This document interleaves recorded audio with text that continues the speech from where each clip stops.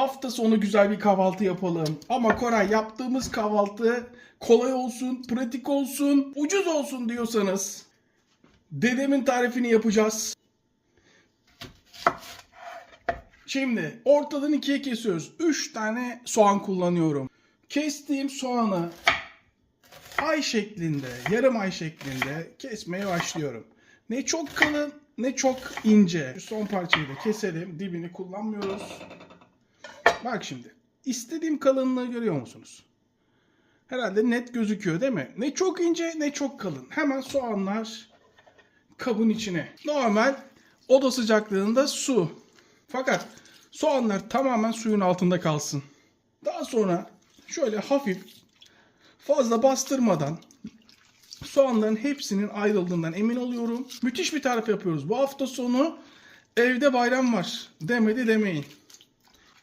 Bak, bütün soğanın birbirinden ayrıldığını gördüğüm anda sizden sadece 5 dakika suyun içinde kalmasına izin vermenizi istiyorum.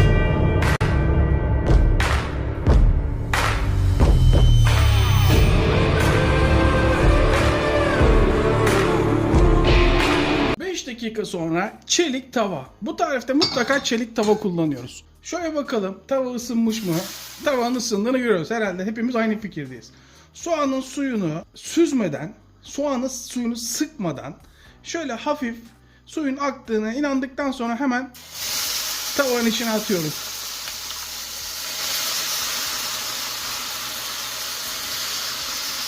Şu kalanları da hemen atalım. Bak, farkındasınız değil mi? Soğanın suyunu sıkmadım.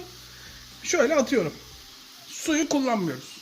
En yüksek ateşte kapağını kapatıyorum. 8-9 dakika pişmesine izin veriyorum. Bakın, sulanacak. Birazdan bakacağız. Durmayalım. Hemen devam edelim. Havuç. Bu tarifte mutlaka havuç olmalı. Havuç olmazsa tarifi yapmıyoruz. Şu uç bölümlerini kestikten sonra herkes saygı duyuşuna. 2 Dünya Savaşı, bir Kurtuluş Savaşı görmüş rendemiz. Şimdi birinci hemen tamam. Hemen ikinci. Evet, şu da göz hakkı. Bak, görüyor musunuz? Hiç dökülmedi. Çünkü neden? Yan kullandık. Rendeyi doğru kullanırsak hiç altına kaba ihtiyacımız yok. Bir 4-5 dakikada soğanlar pişiyor. Bir bakalım. Görüyorsunuz değil mi? En yüksek ateşte olmamıza rağmen soğan nasıl suyunu bırakmış durumda şu anda. Soğanın kendi kendine pişmesini, karamelize olmasını istiyorum. Devam etsin pişmeye. Bu arada orta ateşe getiriyorum ısımı. Kolay bir yemek gibi gözükebilir ama ocağın ısısının yüksekliğine, aşağılığına dikkat edin. Bu pişmeye devam etsin. 8-9 dakika sonra, hatta 10 diyelim, beraber açıyoruz. Şu yanlardaki kararmayı gördüğümüz anda bunun suyunu çektiğini anlıyoruz. Bakın. Ama kesinlikle yakmıyoruz. Dikkat edin. Şimdi bu tavadaki şuradakiler bazıları yanık diye, oysa ki bunlar lezzet bombası. Artık karamelize olmasını isteyeceğiz. Burada hemen havuçları oyuna katıyoruz. Şeker katmıyoruz. Bunun yerine havucun içindeki şeker ihtiyacımızı karşılayacak. Daha sonra üstüne ister zeytinyağı, ister sıvı yağ, siz bilirsiniz, zeytinyağı daha şık olur. Şöyle 3-4 yemek kaşığı ve tuz. Tuz miktarı size kalmış. Ben bayağı bir tuzluyorum soğan olduğu için. Daha sonra artık soğanla havucu bir araya getirebiliriz. Evet. Görüyorsunuz değil mi? Lezzet bombalarını. Tava açılmaya başladı. Şöyle bir yayalım. Bu sotelenmeye devam etsin. Kapağını kapatıyorum. Altını kısıyorum. Bir harç elde ediyoruz. Bu harcı isterseniz kahvaltılık, isterseniz akşam yemeği, ufak değişikliklerle biz kahvaltılık olarak yapıyoruz. Kısık ateşte 7, 8, 10 dakika daha pişmesine izin veriyorum. Yine boş durmayalım, devam edelim. Eğer ki kahvaltılık yapacaksanız mantar. İstediğiniz her mantarı kullanabilirsiniz. Ben kestane mantarı kullanacağım. Siz isterseniz kültür mantarı kullanabilirsiniz. Herkesin bulabileceği. İsterseniz istiridye mantarı kullanabilirsiniz. Ama burada kestane mantarı çok yakışıyor. Lezzet veriyor. Hemen şurasını da alalım. Şimdi mantarları ben çoğunu soydum. Ne kadar mantar kullanacaksınız? En az şöyle orta boy 10-12 tane mantar kullanıyorsunuz, tamam mı? Daha sonra mantarları çok ince kesmiyorum. içinde tamamen kaybolmasını istemiyorum. Şu şekil. Bakın kalınlıkları görüyor musunuz? Bu kalınlıkta istiyorum sizden. Daha sonra sap bölümlerini de burada kullanabiliriz. Ucunu kesiyoruz. Sap bölümünün çöp. Daha sonra kazıyoruz. Kesinlikle mantarı yıkamıyoruz. İster yuvarlak yuvarlak, ister uzunlamasına kesebilirsiniz. Ve son bir kez daha kalınlığına bakalım. Bir kafa karışıklığı olmasın. Kalınlıkları görüyorsunuz değil mi? Çok ince değil, çok kalın da değil. Çünkü içinde kaybolmasını istemiyoruz. Bir kontrol edelim. Evet bakın havuç da suyunu bırakmış. Tam istediğim gibi artık yeterli zamanı gelmiş. Mantarları oyun içine katabiliriz.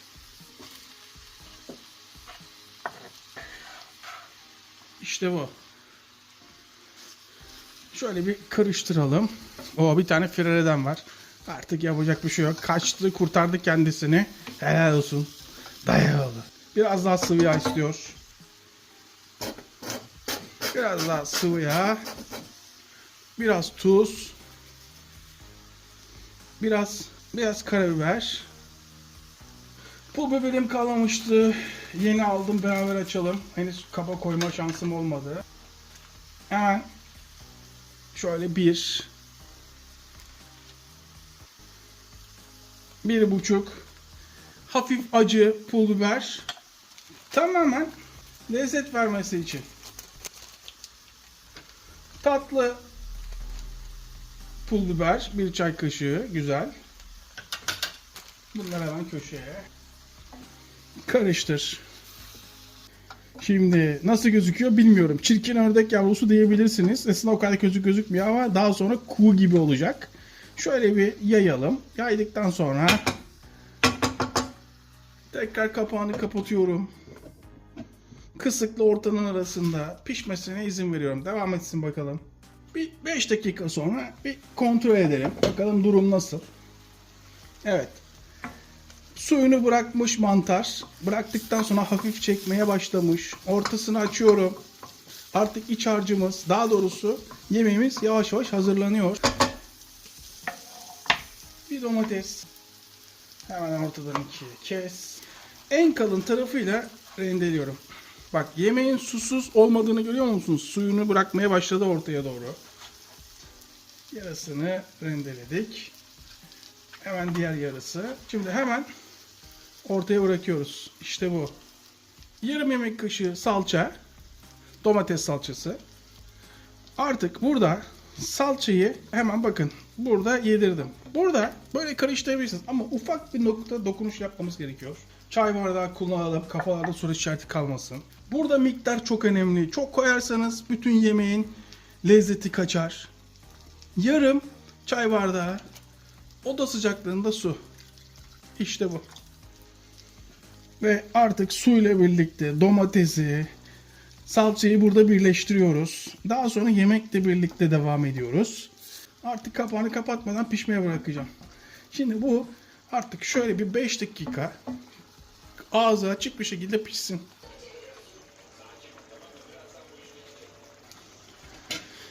Evet, tam istediğim kıvama geldi. Nasıl gözüküyor? Burası nasıl kokuyor biliyor musunuz? Keşke bir kokuyu alabilme şans. Hatta keşke şöyle beraber yiyebilme durumumuz olsa. Şimdi bir tane şöyle bir göz açıyorum, tamam mı? Ben kahvaltı için yapıyorum. Söylemiştim. Hemen bir tane şöyle. Hemen bir göz daha açalım. Hop, bir tane de böyle. Allah'ın hakkı 3'tür. Hemen şöyle bir tane daha yer açalım. Bir tane daha yer açalım. Ve 3. Kapağını kapatıyorum. Yumurtaların pişmesine izin veriyorum. Tadına bakıyoruz. Artık kapağını beraber açabiliriz. Size kötü bir haberim var. Ekmek kalmamış. 3 parmak ekmeği. Ekmeğin kalmaması beni engeller mi sizce? Mümkün mü böyle bir şey? Lavaş. Yavaş. Şimdi hemen yumurtamızı, hatta yumurtalarımızı patlatalım. İşte böyle. Of, çok sıcak. Açın ağzınızı, bu elle yenir. Nasıl biliyor musunuz? Hani o soğan mıhlaması var ya, daha önce yaptığımız. Herkesin parmaklarını yediği. Onu 3 ile çarpın. Of, açın ağzınızı. Baştan uyarayım. En az bir ekmek yedirir. Sonra demedi demeyin. Ama sade de yiyebilirsiniz. Şunun hepsini, çok gibi gelmesin, tek kişi çok rahatlıkla yiyebilir. Açın ağzınızı. Şunun bir tadına bakın bakayım. Yahu Koray, her yaptığına şöyle güzel olmuş, böyle güzel olmuş. Yok efendim şöyle olmuş. Alt üstü soğan koydun, havuç koydun, mantar koydun. Ne kadar güzel olabilir ki diyenler. Sadece yapın. Şöyle bak, şu an hakkını verdik bunun. Biraz da suyuna batıralım. Evet. Mutlaka bunu deniyorsunuz, tamam mı? Of. Ufak bir kaza. Evet. Tabii ki lavaş durdukça kendini salıyor. Açın ağzınızı. Son bir şey söyleyip sonlandırıyorum. Kestane mantarı kullanırsanız buna çok yakışıyor. Daha 2 kat 3 kat daha lezzetli bir yemek yersiniz. İzleyip abone olmayan vicdansızlar. Sizi unuttum zannetmeyin, hiçbir zaman hiç unutmayacağım. Hepimize yine sağlık. Tekrardan herkese selamlar, afiyet olsun.